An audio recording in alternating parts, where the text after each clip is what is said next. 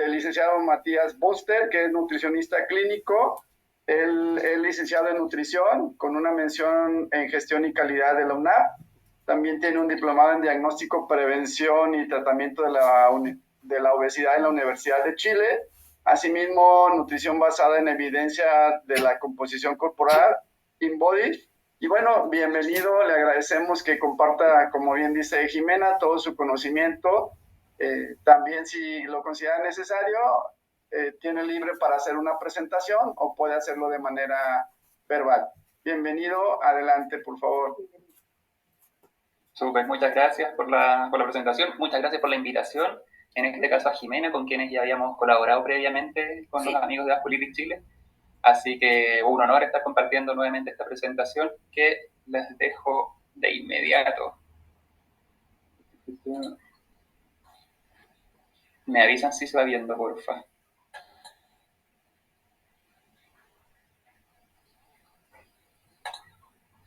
Ahora se ve. ¿Ahí sí? Sí, súper. Se ve bien. Muy bien. Entonces comenzamos con este bloque, el cual vamos a hablar sobre la Listo, todo bien, sí se ve. Sí, súper, muchas gracias. Vamos a hablar sobre alimentación inflamatoria en este caso. Nuevamente me presento, mi nombre es Matías Bunster, soy nutricionista, atiendo particularmente en consulta, ¿ya? En este caso, por eso tengo conocimiento en cuanto a alimentación, enfermedades inflamatorias, enfermedades autoinmunes, todo lo que es el área clínica en sí, ¿ya? Dejo las redes sociales ahí por si acaso, igual nunca está de más el dato, aunque de igual manera al final me dejo igual mis datos en caso de, ¿ya? Entonces, para comenzar, necesitamos saber principalmente qué es la inflamación, ¿cierto? En este caso conocemos que la inflamación es un proceso normal del cuerpo, ¿ya? Es una respuesta que se otorga frente a algún golpe, frente a alguna inflamación, frente a alguna enfermedad, como es en el caso de la vasculitis, ¿ya? Existen dos tipos de inflamación, una inflamación que sería de duración normal, claramente uno se pega, se golpea, se hace una herida, se enrojece, listo, pasó la inflamación, horas, días. Pero en casos donde hay enfermedades subyacentes que van provocando un estado inflamatorio, esto se llama una inflamación crónica de bajo grado, la cual puede contribuir al desarrollo de enfermedades, otro tipo de enfermedades crónicas, como quizás en este caso también la vasculitis. Ahí, claro, no se sabe qué es primero, si la vasculitis o la inflamación, qué lleva a lo otro. Va todo interrelacionado en el fondo, ¿ya? Es importante saber que, tal como les mencionaba, si bien es un proceso normal, hay algunas situaciones en donde esta inflamación persiste de manera prolongada. ¿Y cuáles son los factores las causas más comunes de este tipo de inflamación crónica? ¿Ya? Aparte de las enfermedades, obviamente, sería el estrés crónico, ¿ya? Tal como comentaba la doctora previamente, el estrés, el ánimo, todo lo que tenemos aquí en mente, influye netamente en nuestra composición, en nuestro organismo, ¿ya? Junto con ello, si le sumamos además una mala alimentación, ahí ya tenemos muchos nutrientes menos, en donde no podemos combatir efectivamente la inflamación en sí, ¿ya? Además, también sumémosle, por ejemplo, que hoy en día lamentablemente es muy común la falta de actividad física, la cual también se relaciona con una antiinflamación sistémica, ¿ya? Y como finalmente también las causas comunes actualmente es la exposición a constantes toxinas, ya sea tanto a nivel alimentario o a nivel ambiental, ¿ya? En este caso, claro, tenemos la ropa, los microplásticos, los potes plásticos, etcétera. Pero igual eso ya es como tema como para entrar en otro tipo de charla, pero nunca está de más conocer estas causas. Ya sabiendo la causa es más fácil combatir la enfermedad en sí. ¿Cuál es la relación en este caso de la vasculitis con la inflamación? Obviamente la vasculitis, ya conocen mejor que yo en este caso, la cual es una inflamación de los vasos sanguíneos, la cual va dañando vasos de diferentes tipos, diferentes tamaños, arterias, venas capilares, ¿ya? La vasculitis per se, por esto mismo está relacionado con un estado de inflamación sistémico, porque debido a la respuesta que tiene el sistema inmune frente a esta enfermedad, ¿ya? Por este lado, entonces, encontramos inicialmente la vasculitis una respuesta inmunológica, ¿ya? Esta respuesta, obviamente, como comenté al inicio, es una respuesta anormal, en donde el sistema inmune ataca por error a los propios vasos sanguíneos, ¿ya? Esto claramente va detonando la liberación de citoquinas y otras moléculas inflamatorias, ¿ya? Esto mismo va provocando inflamación vascular, ¿ya? ¿A qué nos referimos? Es la inflamación de los vasos sanguíneos, generalmente el engrosamiento de estos, lo cual a largo plazo va a ir afectando sanguíneo que va llegando a los órganos. Y esto obviamente va a ir atacando la función y va a ir disminuyendo la función de los órganos en sí y de los tejidos. ¿Ya? Esta misma disfunción va a provocar un daño tisular, es decir, el órgano en sí va a ir sufriendo un daño debido a la misma falta de suministro sanguíneo, ¿ya? Y además se van formando coágulos que también propician esta falta de suministro o también puede ser el tema de la ruptura de los propios vasos afectados, que también eso provoca una carga mucho más de macrófagos del sistema inmune que propicia el estado inflamatorio, ¿ya? Y junto con ello, obviamente, cuando uno ya va notando que se siente inflamado, ¿ya? Con esto nos referimos a la fatiga, dolores articulares, dolores musculares, pérdida de peso, quizás en algunos casos, y generalmente al inicio de todas estas enfermedades, todos estos síntomas, uno como que desconoce la causa. Me siento cansado, me siento fatigado, ¿por qué? Si hago lo mismo de siempre, no tengo energía, quizás por aquí va el tema de la causa de, ¿ya? Así que por eso es tan importante en este caso que combatamos de alguna manera la inflamación. ¿De qué manera es lo más recomendado combatir la inflamación? En este caso, con una alimentación antiinflamatoria, ¿ya? Cuando hablamos de alimentación antiinflamatoria, no hay recetas mágicas, no hay productos mágicos. Alerta de spoiler, la respuesta a todo en el fondo siempre es lograr y mantener una dieta equilibrada, balanceada, comer lo que corresponde y una vida libre de ultraprocesados. Ese sería como mi mayor consejo en general, tanto como para alimentaciones inflamatorias, enfermedades inflamatorias, para enfermedades autoinmunes, cualquier tipo de enfermedad. Y en estados de salud también obviamente es muy recomendado estar lo más alejado de los ultraprocesados. Ahí más adelante vamos a ir viendo el porqué. Dentro de la alimentación antiinflamatoria, entonces, tenemos 3 puntos importantes a considerar. Porque, claro, una cosa es tener alimentación saludable, etcétera, donde tenemos la información en todos lados, pero igual necesitamos algunos puntos específicos para poder asegurar un estado antiinflamatorio o al menos que tengamos como en negativo junto con este estado inflamatorio, ya poder minimizarlo. En este caso, lo que más nos vamos a preocupar en la alimentación para lograr un estado antiinflamatorio es mantener las glicemias estables, es decir, que nuestros niveles de azúcares no tengan un impacto a nivel crónico, ¿ya? Es normal, obviamente, comer y que las glicemias suban, pero el propio organismo está encargado de regular esto, ¿ya? Pero como en las condiciones previamente que mencioné, en enfermedades, en alimentación inadecuada, falta de actividad física, las glicemias van costando que se autorregulen. Por eso se da tanto la resistencia a la insulina, la diabetes, por ejemplo, ¿ya? Entonces, con la alimentación vamos a lograr ahí mantener las glicemias estables. Otro punto importante también es el equilibrio tanto de los omega 3 como los omega 6, es decir, las grasas en este caso, potenciar las grasas saludables, disminuir las grasas malas, ¿ya? Ojo, que nunca es adecuado tampoco eliminar por el 100% el tema de las grasas malas, siempre debe haber un equilibrio en sí, ¿ya? Es importante lo que les menciono porque actualmente la alimentación normal de todos tenemos un consumo mayor de omega 6 más que de omega 3. Entonces, claro, esto va a ir potenciando la inflamación en sí, ¿ya?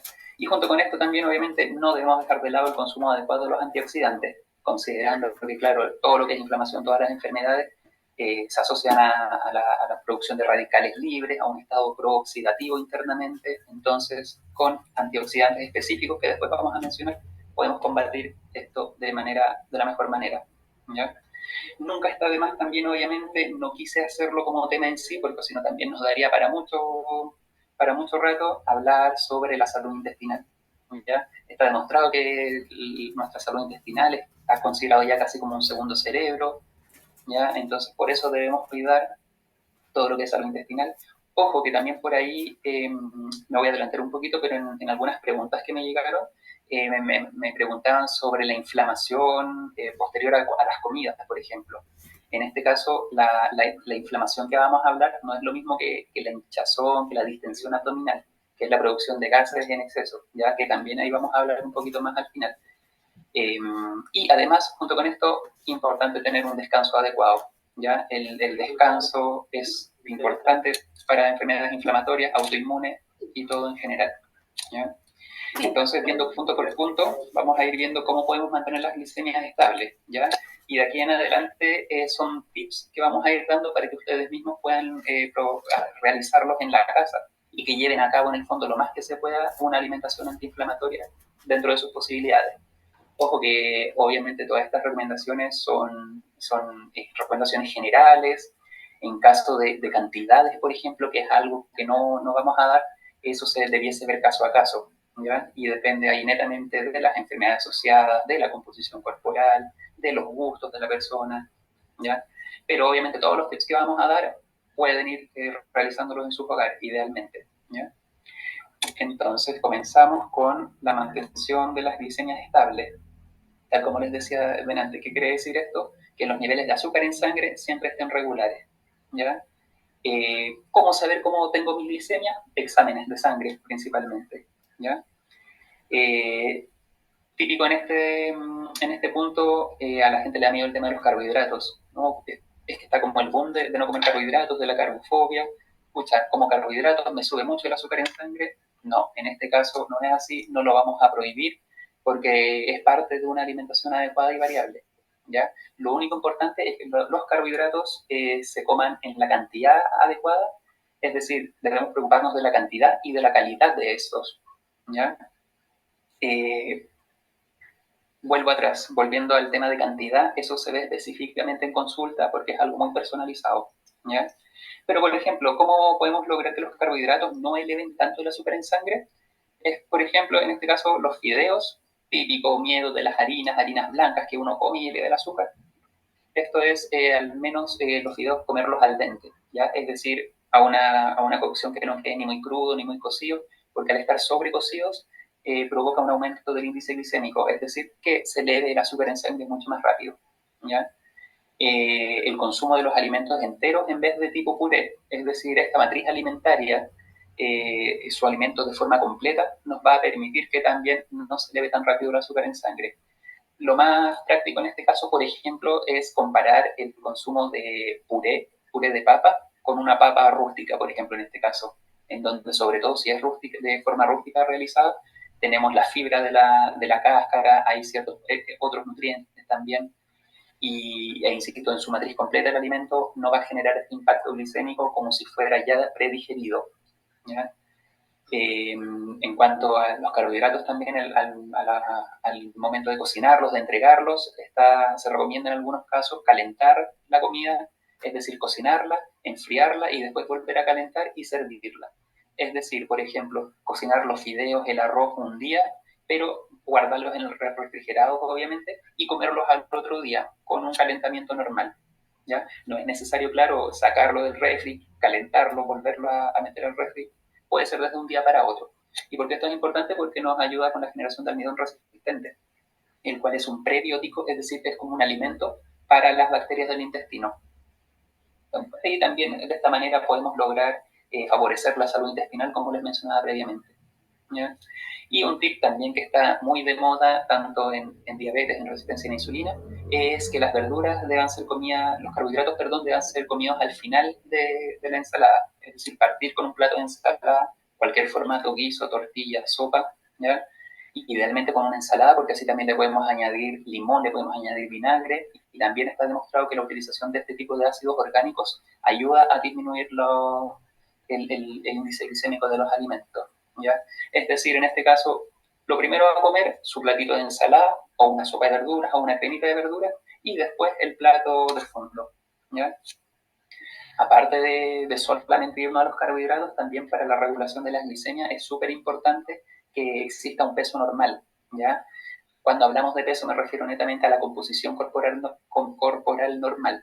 Sabemos que el peso ya es algo que pasó a segundo plano, considerando que, claro, importa mucho más los niveles de grasa corporal, de grasa visceral, por ejemplo, en este caso, de las personas, más que el peso en sí, ¿ya? Es por eso que en consulta, igual al menos en la manera de trabajar, junto con la balanza, nos entrega todos estos datos, así que podemos ahí, de manera certera, dar todos los tips correspondientes a cada evaluación, ¿ya?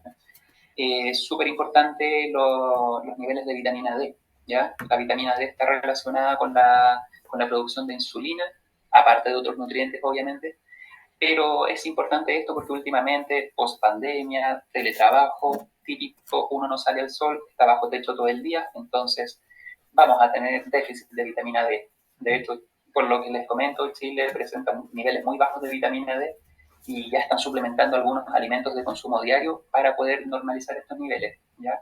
Sabemos, claro, que la vitamina D se sintetiza por la exposición al sol, mínimo unos 10 minutitos, todos los días idealmente, pero en condiciones que no se pueda, necesitamos la suplementación, ¿ya? La suplementación con vitamina D es súper importante, pero para ello es necesario inicialmente saber los niveles de vitamina D, ¿ya? No va a ser lo mismo un suplemento de vitamina D para una persona que tenga los niveles normales, que queramos mantenerlos, a una persona que tiene los niveles muy bajos, ¿ya? La forma de la dosis de la suplementación varía respecto a esto, ¿ya? Y justamente también volviendo al tema anterior del descanso, del reposo, ejercicios de fuerza, ¿ya? Actividad física siempre va a ser recomendado en cualquier tipo de enfermedad. Según lo que se pueda realizar, obviamente, sabemos que en algunas condiciones no se puede realizar fuerza, no está indicado, pero dentro de lo que se pueda es lo ideal, ¿ya? Sabemos que el músculo es el encargado también de regular, en este caso, los niveles de glicemia principalmente, entonces por eso es tan importante ahí que la musculatura funcione de manera adecuada, ¿ya? El siguiente punto es el equilibrio en el omega 3 y en el omega 6, ¿ya? Estos tipos de omega son grasas saludables y nos referimos principalmente a que el omega 3 es un nutriente antiinflamatorio y el omega 6 es un nutriente proinflamatorio, ¿ya? Entonces, por eso debemos tener el equilibrio en esto. Como les mencionaba previamente, la alimentación actual está elevadísima en omega 6. ¿Por qué? Porque está elevadísimo el consumo de ultraprocesados, ¿ya? Ultraprocesado me refiero, por ejemplo, donde tenemos acá el tema de disminución del consumo de omega 6. Eh, Como les decía al inicio también, lo vamos a lograr llevando una alimentación natural y libre de procesados. ¿Por qué? Porque si se fijan en todos los alimentos etiquetados, toda la chatarra que uno compra, si va a ver la etiqueta, si va a ver el tema de los ingredientes, aceite de maravilla, aceite de no sé qué, aceite, siendo un compuesto innecesario en la alimentación. Obviamente lo usan para preservar, pero estos pequeñitos, claro, aceites negativos van sumando al final del día y nos va provocando este desequilibrio en este tipo de grasa, ¿ya? Y también por lo mismo se recomienda tratar de evitar usar el aceite vegetal o el de maravilla o todos estos que son como un poquito más normales y que son los más baratos lamentablemente, ¿ya? ¿Cómo aumentamos de esta manera el omega 3? ¿Ya? Con el consumo de pescado. Idealmente vamos a tratar de consumir, insisto, una alimentación natural, libre de ultraprocesados. Los pescados son la principal fuente de omega 3. Se recomienda mínimo unas 2 veces a la semana, tipo salmón, vilagay, blanquillo o jurel, ¿ya? Es súper importante que no sean consumidos fritos, ¿ya? La fritura obviamente también propicia en el estado inflamatorio, así que eso lo vamos a dejar de lado. Importante que cualquier tipo de pescado también que consuman, si es cocinado al horno, al jugo, etcétera, nunca debe ser mayor a 180 grados, ¿ya? Porque a los 180 el omega 3 ya empieza a, a enranciarse y no vamos a tener el efecto deseado. Y entonces ahí, ojo con la temperatura de cocción de sus alimentos. Dentro de las grasitas saludables también tenemos como buenos aportadores los frutos secos y las semillas, ¿ya? Principalmente la linaza y la chía, las cuales nos aportan, valga la redundancia, principalmente omega 3 de manera vegetal, ¿ya? No es tan biodisponible el omega 3 vegetal como el animal, pero en condiciones quizás que uno no pueda tener consumo de pescado por X motivo, al menos el omega 3 vegetal va a ser como nuestra principal fuente de, ¿ya? Importante que la linaza y la chía sean inicialmente compradas como semillas, ¿ya? Porque también venden harina de linaza, harina de chía. Esto no es recomendado porque al molerla, al momento de molerlas, el omega 3 también se enrancia con la exposición al oxígeno. Entonces, claro, uno las muele, las guarda y ya el omega 3 igual no va teniendo el mismo efecto.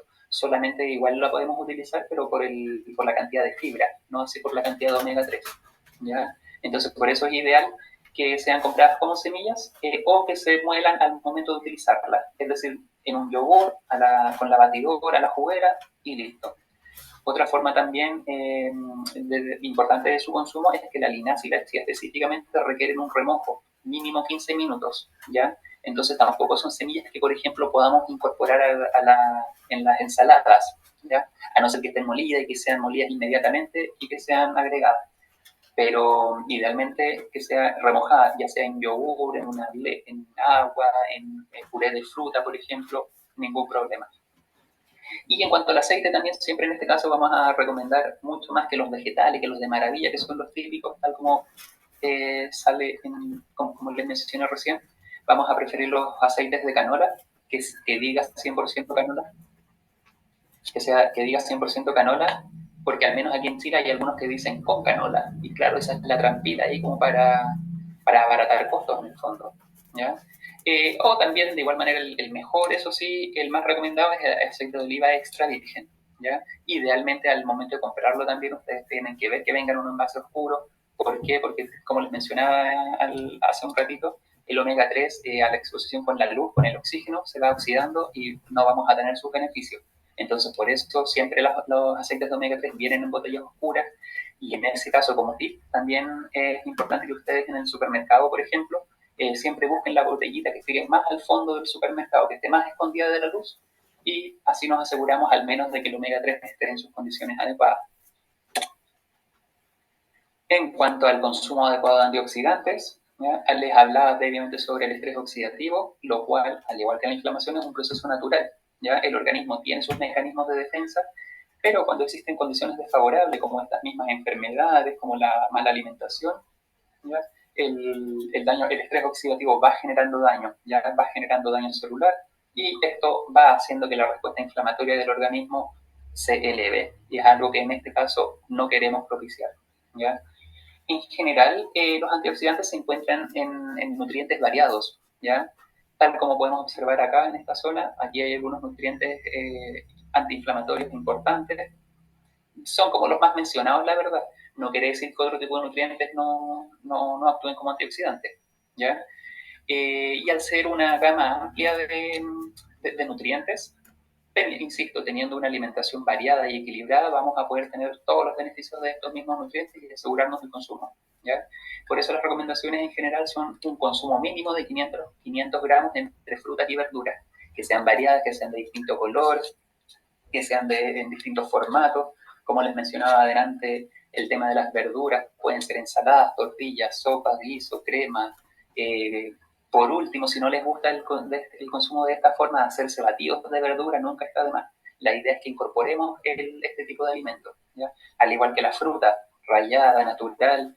Quizás en algunas personas no se recomiende mucho consumirlas en formato jugo, la fruta, ¿ya? Porque así, claro, le eliminamos la fibra, por ejemplo, que igual son nutrientes importantes.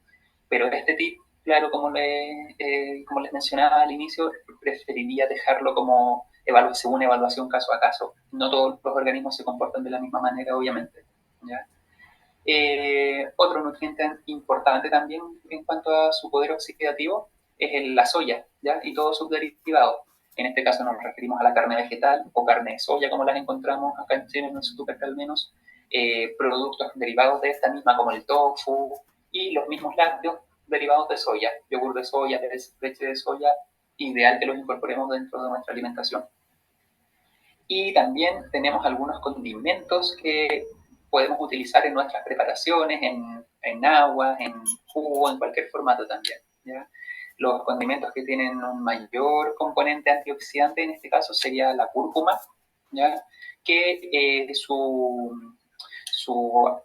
efecto se ve potenciado cuando es consumido junto con pimienta, ¿ya? Y también tenemos el jengibre por otro lado. Entonces, en este caso, por ejemplo, se lo pueden agregar a cualquier tipo de alimentos, ¿ya? Una ensaladita con cúrcuma y pimienta, unos huevos revueltos con cúrcuma y pimienta, queda bien. Hay recetas hasta de esta golden milk que se realiza también con algunos condimentos, algunos ingredientes, y dentro de ellos está la pimienta y la cúrcuma justamente. Entonces también en cualquier formato la idea es que lo incorporemos. Y el jengibre de igual manera, puede ser como raíz, puede ser en polvo, rallado, puede ser como ginger ale, puede ser agregado a las mismas comidas, puede ser como una infusión, ¿ya? En general no hay estudios tampoco que nos digan esta es la cantidad que se debe consumir para tener sus efectos, ¿ya? Pero en general la recomendación general es un consumo de aproximadamente 3 gramos al día, ya sea como raíz o como en formato polvo, tanto de cúrcuma como de jengibre, ¿ya? Ahora bien, en resumen de todo esto también, les quiero dejar 5 alimentos que debiesen incorporar y 5 alimentos que debiesen evitar, ¿ya?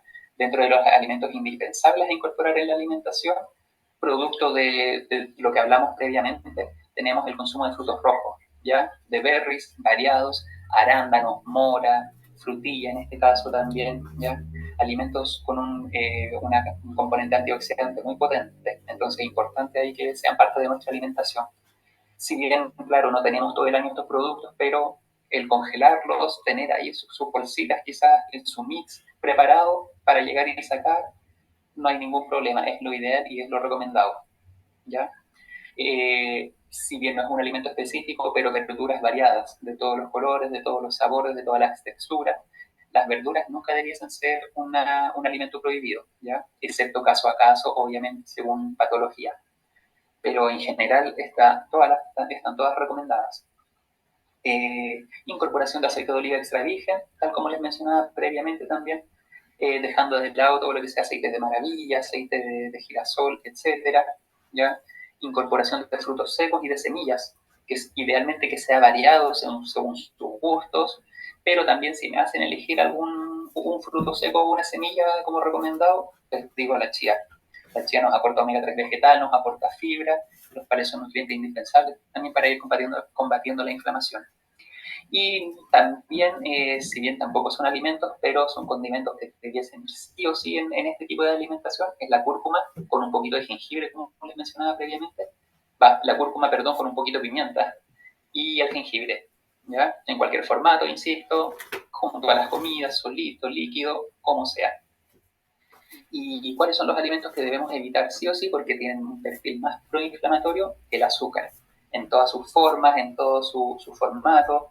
Actualmente, al menos acá en Chile, se está dando mucho la moda del azúcar rubia, del azúcar de caña, por ejemplo, que es más natural, que tiene más nutrientes, pero la verdad, azúcar es azúcar, funciona de igual manera internamente. Eh, si es que una que otra tiene un poquito más de nutrientes, nunca es tan significativo como para que lo utilicemos como alimento que nos aporte estos nutrientes, ¿cierto? Entonces, por eso la idea es que tratemos de dejarla de lado o tratar de consumirla lo menos posible. ¿Ya? Dentro de un marco de alimentación saludable, siempre se permite un mínimo de azúcar, obviamente. Si igual a todos nos gusta, en verdad, así que tampoco podemos ser tan estrictos. Insisto, todo depende del equilibrio en general que se tenga en cuanto a la alimentación. ¿Ya? Otro producto a evitar también lo más posible, las harinas refinadas, ¿ya? Harinas blancas en este caso, eh, todo lo que sea producto de bollería, pan, fajitas, pero igual ahí, claro, quiero hacer un hincapié en que en algunos casos, en la mayoría de los casos, tampoco importa tanto qué tipo de harina se utilice, sino importa más qué se le agrega a esto, ¿ya? Es decir, es distinto comerse un pan blanco con mermelada, por ejemplo, a comerse un pan blanco con lechuga, con tomate, con quesillo, con huevito revuelto, con proteína y con nutrientes de buena calidad, ¿ya? Hago este énfasis porque las harinas refinadas solitas tienen un perfil proinflamatorio y que nos van a elevar las glicemias, ¿ya? Pero claro, si les agregamos otros tipos de alimentos naturales, saludables, este aumento en glicemia no va a ser tan elevado como lo sería comiendo el producto solo. Entonces, por eso ahí es importante esta diferencia. Las grasas animales también son bien proinflamatorias, entonces por eso la idea es que tratemos de dejarlas de lado, ¿ya? Las grasas y los aceites vegetales en general, como les mencioné. Cuando hablamos de grasas animales, eso sí, dejamos de lado los lácteos animales, ya que esto se ha visto que no tiene un perfil proinflamatorio tanto como lo es la grasa animal, de las carnes rojas, por ejemplo, ¿ya?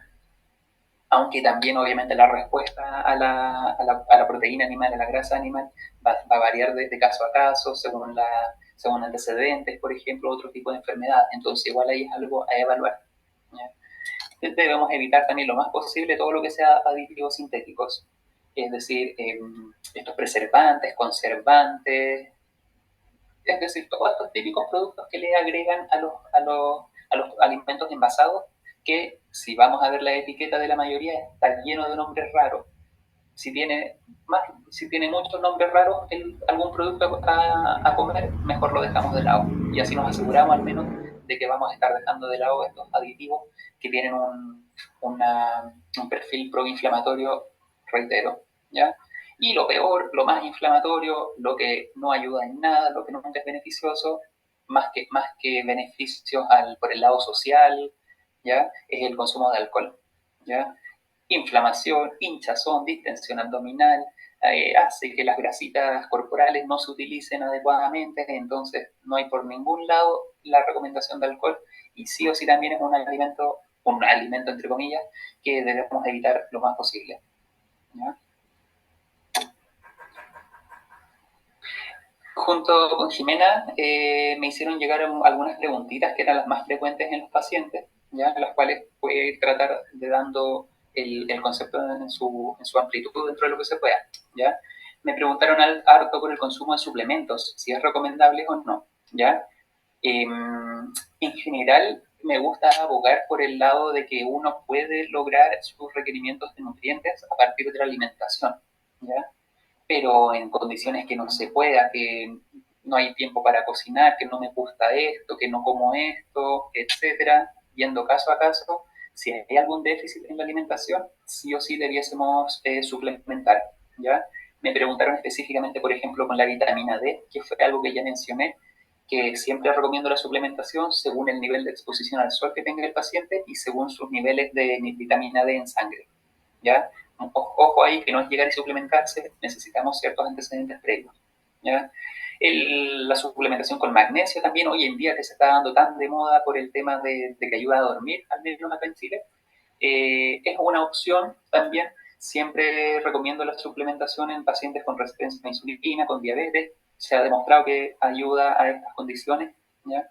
Pero también puede lograrse a través de una alimentación variada. Entonces, claro, habría que ir viendo si la persona come, tiene el consumo adecuado de ciertos alimentos que nos dan la mayor cantidad de magnesio en este caso, ¿ya? Y el consumo de omega 3, como pudimos ver en la slide anterior, si es que alguien no come pescado, vegetarianos, por ejemplo, o personas que no les gusta y que tampoco, mucho menos consumen chía, el suplemento de omega 3 es muy recomendado, ¿ya? Insisto en que la idea es que no sea autorrecomendado. ¿Por qué? Porque en el mercado encontramos muchos suplementos con distintos formatos, distintas variaciones, y el que le haga bien uno a una persona no quiere decir que a la otra persona le haga bien también, ¿ya? Entonces, por eso es importante la indicación médica, o en nuestro caso también como nutricionista estamos aptos para poder recomendar suplementos, no hay ningún problema, ¿ya? Y es algo que veo a diario en consulta. Me preguntaron también esta vez, y hace tiempo también me habían consultado, sobre la relación de la vasculitis y la enfermedad renal, ¿ya? Tal como habló la doctora en la presentación previa, el tema de los daños en los vasos sanguíneos, en los capilares pequeñitos, puede que en algún momento también vaya dañando la función renal, ¿ya? ¿Cómo podemos prevenir este daño? Bueno, inicialmente, la recomendación inicial, insisto, alimentación variada, bien equilibrada, comer lo que corresponde, y eliminar lo más posible el consumo de ultraprocesados, ya de comida chatarra, en general debiésemos dejarla de lado. Eliminando el consumo de ultraprocesados vamos a tener un consumo muy, muy leve, muy bajo de fósforo inorgánico en este caso, que es uno de los principales nutrientes que hay que ir vigilando en enfermedad renal, ¿ya? Entonces, si sacamos la chatarra, sacamos el ultraprocesado, vamos a tener poco fósforo. Si tenemos una alimentación variada, equilibrada, vamos a tener un perfil proinflamatorio que va a hacer que los vasos, que los capilares a nivel renal no vayan teniendo daño, no vayan dejando de funcionar tan rápido. Y está demostrado actualmente también que ya cuando hay una función renal inadecuada, de hecho yo me dedico a nutrición y enfermedad renal específicamente también, es el consumo de proteína, ¿ya? Y el consumo de proteína en este caso se refiere a que está mucho más recomendado tener un perfil proteico más vegetariano más que omnívoro. Es decir, todo lo que sea carnes rojas, carnes blancas, pescados incluso, ir cambiándolo por proteína vegetal. En este caso tenemos las legumbres, tenemos la soya y sus derivados, ¿ya?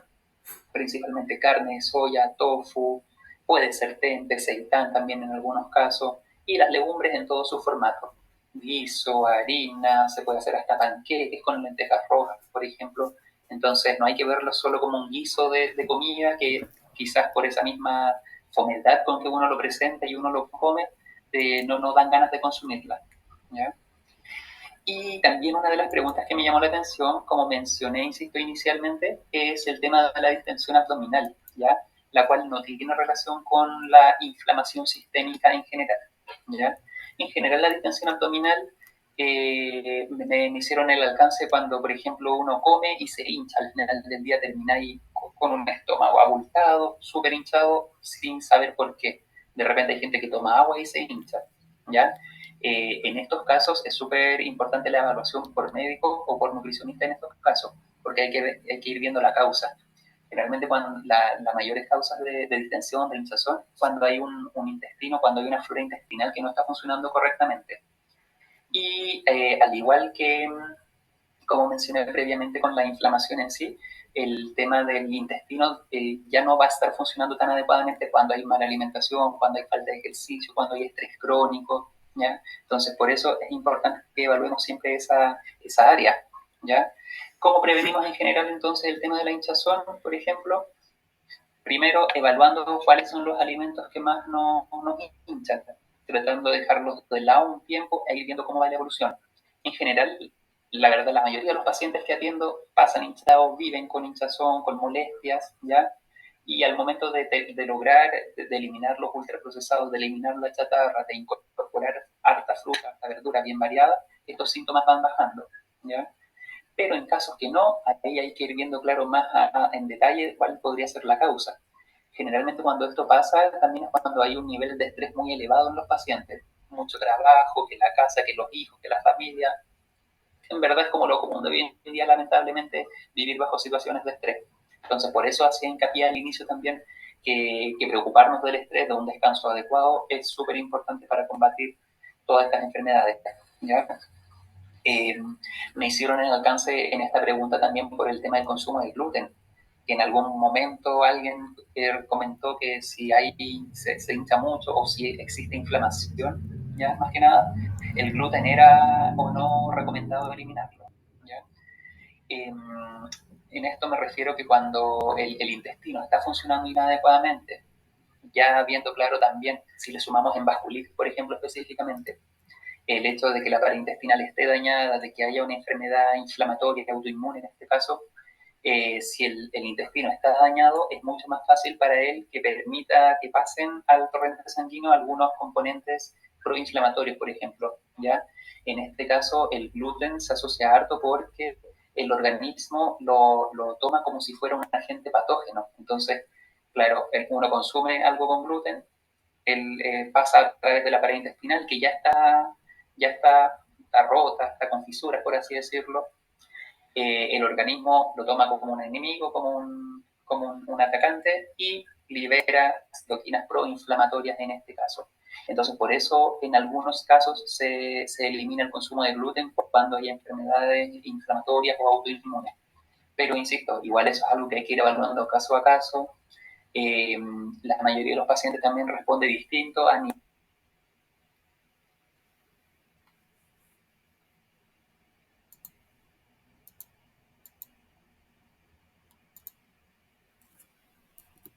a distintos niveles de consumo de gluten en su alimentación. No es necesario en algunos casos eliminar el 100% el gluten porque también es difícil y es caro, no es económico, ¿ya? En algunos casos se puede dejar algún consumo mínimo de gluten, pero insisto, es algo que debe ir siendo evaluado caso a caso para realizar la recomendación lo más personalizada posible, ¿ya? Mostrarles la última diapositiva en donde ya es como una conclusión, una despedida con todo lo que es nuestras redes sociales. Me pueden encontrar en Instagram, cualquier duda, NutriMatiBunster, ¿ya? O me pueden encontrar también en el lugar donde trabajo, que es NutriAyuda Asesorías. Cuento con atención presencial en Santiago, Chile, Rancagua y de manera online, ningún problema también, ¿ya? Nuestros números, nuestras redes sociales, en caso de bienvenidos todos, cualquier duda, cualquier consulta, siempre es un agrado para mí estar respondiendo en este caso y siendo un aporte en este tipo de enfermedades también tan complejas y siempre dando ahí un tip adecuado que, insisto, como hablaba con Jimena, que uno pueda llevar a cabo, que es lo más importante en el fondo, porque por muchas recomendaciones, por muchas cosas que uno pueda saber que él debe hacer, igual siempre importa ahí como estas ayuditas pequeñitas, las cuales van haciendo el cambio al final del día a día. ¿Ya? Muchas gracias por la invitación y pasamos ahí a las dudas, a las preguntas. Muchas gracias, Matías. Jimena, ¿puedo nada más pedir algo? Licenciado, es que creo que no se alcanzó a escuchar la parte en donde usted recomienda, la parte de la suplementación, que es algo que preguntan súper frecuentemente, y lo explicó en la parte final, pero creo que ahí fue donde hubo el corte. ¿Podríamos nada más retomar esa parte de los suplementos, por favor? Sí, no voy a poner la diapositiva porque era solo un texto solamente, ¿ya? Pero aquí en este caso lo hacemos. Comentaba que personalmente soy partidario de que todos los nutrientes pueden ser incorporados a través de la alimentación, ¿ya? Es importante para esto también saber que no hay estudios, como decía Jimena, no hay recomendaciones que digan que suplementando, es decir, que comiendo mayor cantidad de algunos nutrientes vamos a tener mayores beneficios. El organismo es inteligente y cuando haya déficit en un nutriente, la absorción de este va a ser mucho mayor. Entonces, por eso ahí, insisto, soy partidario de una alimentación variada que nos permita tener todo este tipo de nutrientes, ¿ya? Para el poder suplementar siempre debiésemos tener una encuesta, como es en nuestro caso, como es en mi trabajo, y en base a esto ver qué es lo que no consume la persona, qué es lo que no le gusta, qué es lo que le cae pesado, por ejemplo, que dejó de consumir, para ver qué nutrientes específicamente podemos suplementar, ¿ya? Hablé también de la vitamina D, la cual es importante suplementarla hoy en día, sobre todo trabajando bajo techo, estando poco al sol en general, pero no es recomendado que ustedes se suplementen por la suya, ¿ya? ¿Por qué? Porque esto va a depender de los niveles de vitamina D en sangre. Y para esto, con un examen, debiésemos ahí saber. Ojo, también importante que no solamente médico puede suplementar, nosotros acá, al menos en Chile como nutricionistas, también podemos recomendar suplementos. ¿Ya? Así que también, en verdad, y con vitamina D, como les decía, la mayoría de mis pacientes están con déficit, así que todo suplementado. ¿Ya? Otro tipo de nutrientes como el magnesio también, que es importante hoy en día, la suplementación de esto, que se está dando también de moda, pero puede ser logrado a través de la alimentación. Pero claro, insisto, si la persona no come cierto tipo de alimentos, se puede suplementar sin ningún problema, ¿ya? Es importante también el tema del suplemento de omega 3. Si no hay consumo de pescado en personas vegetarianas, por ejemplo, si no les gusta la chía, suplemento de omega 3 importante sí o sí, pero también depende el suplemento. En el mercado encontramos una variedad inmensa y todos varían según su composición. Entonces, por eso, según cada caso, es la composición de grasitas que debemos entregar, ¿ya? En algún momento también por ahí me preguntaron sobre los suplementos de probióticos. Los probióticos siempre sí o sí van a estar recomendados para mejorar la salud intestinal, ¿ya? Para repoblar la flora intestinal. Importante también quizás evitar una autosuplementación. ¿Por qué? Porque también depende la dosis, depende la cepa, ahí depende qué tipo, va a depender del estado de cada persona, ¿ya? Entonces por eso tampoco en verdad es como llegar y suplementar. En algunos casos donde hay SIBO, por ejemplo, sobre crecimiento bacteriano, no es recomendado los suplementos, los probióticos comerciales, por el recubrimiento, por ejemplo, que le va a hacer peor, va a caer más pesado. Entonces siempre hay que tener claro como un análisis exhaustivo del paciente, ¿ya? Que en verdad eso pega de nosotros al final, que es lo que nos corresponde. Claro. Pero sí, una variación en nutrientes, la suplementación siempre es importante, siempre va a ser un coayudante. No es lo principal, pero sí obviamente nos va a ayudar de la mejor manera. Una consulta, Matías, que me llegó acá, que dice, ¿el pescado en lata tiene el mismo valor nutritivo que el pescado natural? ¿El pescado qué, perdón?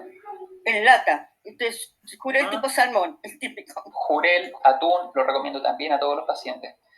Pero idealmente, sí, tiene también buen aporte de omega 3. Eso, ya. Exacto. Debiese tener, la verdad, y nos quedamos con lo que nos dice la industria nomás, pero de por sí debiese tener. Por lo menos aquí en Chile viene con el letrerito y dice omega 3, así que exacto, confiemos. Está por normativa, así que debiésemos confiar, no nos queda de otra. Exacto. Lo único importante, recuerden, es que sea al agua, que no sea en aceite, porque también cuando es en aceite, a pesar de que, claro, quizás es más rico, hace que el mismo omega 3, al ser una grasita, salga del pescado y se quede en el aceite.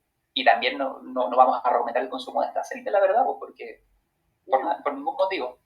Y también lo importante, claro, en casos de hipertensión, de presión arterial elevada, es que bajo un colador lo laven bajo el chorro de agua fría, le eliminamos el exceso de sodio y ningún problema, ¿ya? Se asocia de igual manera el consumo de los enlatados con un consumo de mercurio, por ejemplo. Pero está demostrado que, por ejemplo, no sé, habría que comer 10, 15 latas semanales para poder ya tener ahí como una dosis de mercurio que vaya generando daño. Pero en verdad, insisto, dentro de un marco de alimentación variada se puede incorporar y es la manera más fácil también de hacerlo. Claro. Recuerden, eso sí, también importante, que si es que va a ser cocido, si es que va a ser cocinado, que no sea mayor a 180 grados, lo único importante. Pero en una ensaladita, en un cauceo, lechuga, tomate, jurel, rico para este tiempo. No te hambre. Sí, a mí también. Otra pregunta que me han hecho acá, una señora me pone acá, me recomendaron que consuma miel en vez de azúcar. Eso como que lo respondiste ya en la charla, pero sería bueno reforzarlo. Exacto. Siempre, si va a ser un consumo adecuado, si va a ser un consumo mínimo para endulzar, para alguna preparación, no debiese haber ningún problema, ¿ya? Además, igual sabemos que la miel tiene otros beneficios como antimicrobiano, antibacteriano, por ejemplo, también. De hecho, por eso se recomienda de repente gárgaras con miel cuando uno está con la garganta inflamada. Pero, insisto, mientras haya un consumo variado, equilibrado, no por eso uno va a comer cucharadas y cucharadas de miel, porque es más sano, claramente. Claro. Pero sí una, claro, por sobre otra tiene un poquito más de beneficio en general, ¿ya? Pero también, insisto, teniendo alimentación variada, incluyendo quizás un poquito de endulzantes, a pesar de que se dice que son tan malos, igual obviamente son las opciones menos malas que tenemos en este caso. Así que igual ahí no habría ningún problema, más que la calidad es la cantidad, ahí yo haría énfasis. Gracias. Otra pregunta, pero esto solamente para que tú des no una charla, sino que un poquito de información, que se está escuchando mucho aquí en Chile la palabra macrobiota. ¿A qué se refiere eso? Macrobiota, ¿se referiría quizás a la microbiota intestinal? Eso es lo que no sé, supongo yo que sí, me imagino, para ver cómo actuarlo. Claro, porque en ese caso la microbiota intestinal son millones de bichitos, millones de microorganismos que se encuentran en nuestro intestino, ¿ya? Y esto es a lo que me refería cuando les hablaba de salud intestinal, de flora intestinal, que son estos bichitos que tenemos en nuestro intestino que están encargados de regular el sistema inmune, de regular la energía en general, de regular la absorción de ciertos nutrientes, y que claro, estos son los encargados de digerir los alimentos y generar los gases en este caso. Por eso mencionaba que cuando uno tiene la flora intestinal un poquito dañada debido a estos factores, estos bichitos no funcionan adecuadamente y por eso se producen mucho más gases cuando uno consume alimentos. Y por eso ahí uno se hincha y sus respectivas consecuencias. Pero claro, justamente por esto, todo eso es tratable como con una alimentación variada y dependiendo, insisto, caso a caso, el consumo de probióticos, ¿ya? A la mayoría también de los pacientes que llegan por primera vez a mi consulta dejamos probióticos sí o sí, porque ya vienen con una microbiota dañada, ya vienen con un intestino bien irritado en el fondo. Entonces, inicialmente necesitamos como repoblar la zona intestinal y ya después, teniendo hábitos adecuados, una alimentación variada, insisto, es algo que se puede ir manteniendo per se. Ok. ¿Podemos hacer un par de preguntas de las que están en el Zoom? Sí. Preguntan, ¿por cuánto tiempo se puede llevar la dieta antiinflamatoria? Dice, a veces se me antoja probar lácteos y carnes, sin embargo, desde que tengo vasculitis, mi dieta es antiinflamatoria. En ese caso, claro, mantener la dieta antiinflamatoria idealmente lo más que se pueda, pero tal como hablábamos con Jimena hace un ratito, si uno se cuida toda la semana, en alguna ocasión especial, en verdad, que quiera probar algo, ya sea chatarra, ya sea carne, ya sea lácteo, que tampoco, claro, es algo tan dañino, no hay ningún problema. Siempre debemos privilegiar también nuestra salud mental frente a estar tan estrictos con uno mismo, que al final no tenemos, claro, salimos peor. Dan ganas de no seguir, hay frustración de por medio. Entonces, yo siempre, claro, insisto, si hay una alimentación variada durante toda la semana, lo más que se pueda, y uno si quiere salir en una ocasión especial, ningún problema. Asegurémonos nomás ahí de disfrutar, lo único importante. Ok, muchas gracias. Otras dos preguntitas. creo que una la respondió con lo del el pescado que le preguntaba Jimena Enlatada. Preguntan si los frutos rojos congelados tienen la misma propiedad nutricional que si están frescos. Y la otra que preguntan es si atiende niños usted. Sí, en general atiendo desde los 6 años. ¿Ya? Si son niños menores, hay nutricionistas en el centro que atienden específicamente niños menores. ¿Ya? Y con el tema de los alimentos congelados, en general la mayoría de los congelados mantienen las mismas características nutritivas. No así de repente las características organolépticas. Claro, va a ser quizá un poquito más desabrido, quizá la textura va a cambiar, pero los nutrientes debiesen mantenerse. Si bien hay una disminución, pero es definitivamente muy mínima, es algo que no nos debiese preocupar en ese caso, mejor consumirlo a pesar de que sea con un poquito menos, a que no lo tengamos. Así que sí, el congelar es lo más práctico, lo más fácil, nos saca tiempo, nos quita tiempo, para hoy en día que la vida está tan acelerada. Entonces sí es una práctica que recomiendo bastante. Y aquí hay las últimas preguntas que hay es si hay alguna recomendación de probióticos. Creo que esto ya también preguntaron, bueno, usted lo aclaró de como la dosis o la cantidad que se debe tomar de omega 3 y si la alopecia está relacionada con la alimentación. Ya. En cuanto a las dosis de omega 3, insisto, va a depender también de otros exámenes, si es que hay colesterol alto, si es que hay antecedentes de enfermedades vasculares, por ejemplo. Pero ya en los peores casos, generalmente triglicéridos altos, dislipidemia, etcétera, se recomienda aprox 1 gramo al día. ¿Ya? Por eso también insisto que la suplementación debe ser caso a caso, porque en el mercado hay de 250, de 500, de 1000, etcétera, hay muchos. Entonces ahí cada persona debiese tener su propia dosis. Aunque también en verdad si uno come si bien uno come pescado quizás, pero poquito, quizás no tanto, una vez a la semana, una vez al mes, podría quizás con una dosis mínima de suplemento al menos asegurarnos de tener como la cantidad mínima, así que ahí no habría ningún problema. ¿Ya? ¿Cuál era la otra pregunta? Disculpa, Belbert. Era la alopecia, si está relacionada con la alimentación. En general la alopecia también se va pasando cuando, por ejemplo, algunos pacientes pasan mucho tiempo en dieta, con dietas muy restrictivas, cuando hay falta de nutrientes, se va viendo la caída de cabello y junto con ello, por ejemplo, también la debilidad en las uñas. Entonces, junto con esto, claro, ahí es súper importante evaluar qué está comiendo, qué es lo que está faltando, o si nos suplementamos. Aquí, por ejemplo, en Chile existen algunos suplementos específicos para este tema, que son una mezcla de zinc y de complejos de la vitamina D, y que son específicos para pelo, para uñas. Muchas gracias. Y ya la última es si hay algún tipo de probiótico que se recomiende. Ya, claro, ahí también, insisto, varía de caso a caso porque hay que ver, todos los probióticos tienen cepas distintas, es decir, como la marca de los bichitos que nos van a otorgar son distintas. En este caso también me gustaría hacer énfasis más que tipo, más que marcas, es los tipos, porque también aquí en Chile al menos venden unos lácteos que son como unos yogur que dicen que traen probióticos, ¿ya? En ese caso nunca es recomendado. ¿Por qué? Porque estos probióticos, estos bichitos viven en cierta temperatura, hay que mantenerlos refrigerados. Y al menos, por ejemplo, en estos casos donde uno los compra en el supermercado y en los minutos que uno ya se demora en el supermercado y los anda trayendo en el carrito, pierde la cadena de frío y ya al final uno toma un yogur solamente. Se perdió este consumo de probióticos. Entonces, por eso la recomendación, más que de marca, es que sea un suplemento de farmacia, que sea en cápsulas o en polvo, pero que sea como un compuesto farmacéutico. La dosis, la cantidad, insisto, ahí depende caso a caso.